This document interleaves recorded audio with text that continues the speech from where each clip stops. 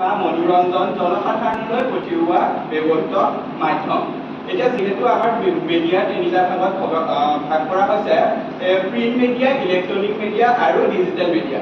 Print মিডিয়াৰ ভিতৰত গ্ৰন্থ, বাতৰি কাকত, আলোচনী আদি অন্তৰ্ভুক্ত কৰা হয়। এই প্ৰিণ্ট মিডিয়াৰ ভিতৰত বাতৰি কাকত হৈছে এক উল্লেখযোগ্য প্ৰিণ্ট মিডিয়া, যাৰ জৰিয়তে শিক্ষাৰ ব্যৱস্থা এক উন্নত কৰিব পাৰি।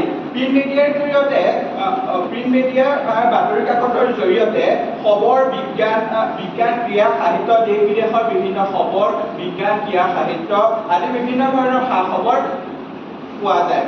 এই চাকৰিৰ বিজ্ঞাপনকে ধৰি শিক্ষাৰ্থীসকলে এই বাতৰি কাকতৰ পৰা পাব পাৰি। দ্বিতীয়টো প্ৰিণ্ট মিডিয়া হৈছে আলোচনী। আলোচনীৰ জৰিয়তেও বিভিন্ন শিক্ষাৰ্থীসকলে বিভিন্ন ধৰণৰ জ্ঞান আহৰণ কৰিব পাৰে। উদাহৰণস্বৰূপে NCERT-ৰ দ্বাৰা প্ৰকাশিত ইউজনাৰ নিউজ